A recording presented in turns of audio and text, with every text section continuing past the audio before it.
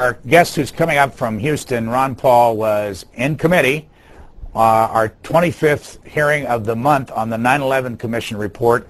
Here's about a minute and 11 seconds of what he had to say, and we want to ask him to further amplify on this. Commission report, and I believe Governor Kane has mentioned it, that we have to use all the tools available to us. And yet, I think there's one tool that seems to have been neglected that I would like to suggest. It is the tool of rethinking our foreign policy and considering possibly that our foreign policy of interventionism helped precipitate our crisis. And I think at times the report alludes to this, that our presence in the Middle East and the Persian Gulf helped to serve to incite the terrorists. There was a base in Saudi Arabia which they were very unhappy about, and this motivated many of them to participate.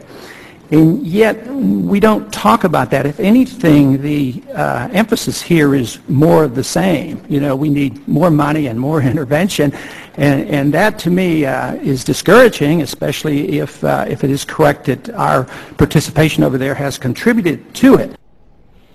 Ron Paul, good morning, and tell us what you think would really make a difference in this process.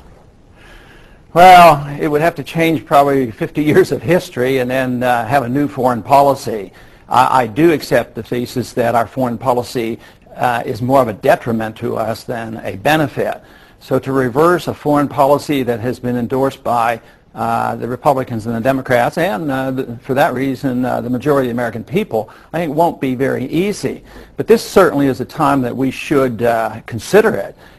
Because a lot of people do believe that our presence in the Middle East and the Persian Gulf helped to precipitate the crisis.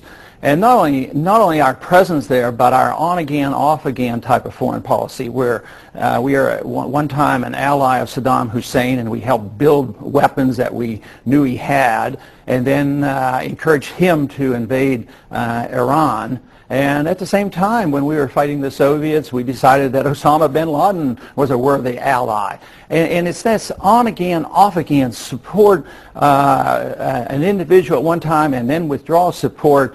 And I think overall that is a net negative for us because it distracts from what we should be doing, and that is defending this country and our borders.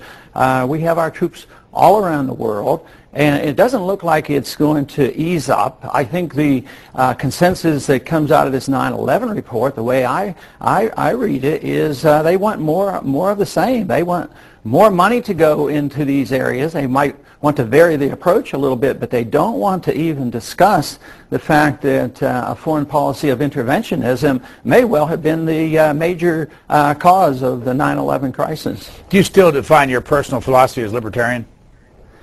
I do, but if you said what it is, I usually volunteer that I'm a strict constitutionalist. It happens to be that libertarians are very strict on interpreting the Constitution. So the two I see very much the same. I think the founders were very libertarian in that they didn't write in the Constitution an opportunity for the federal government to be big. They certainly didn't write into the Constitution that we should assume the role of world policemen, and that we should be policing the world and we should be working on an empire. That's certainly not in the Constitution. So I think the strict constitutional approach is very libertarian. Ron Paul was born in Pittsburgh.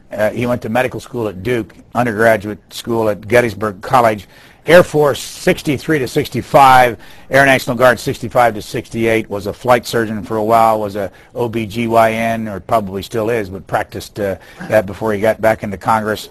Sought this U.S. Senate nomination from Texas in '84 and was Libertarian Party nominee in '88 for president. Let me ask you about a story on the front page of the New York Times. It's a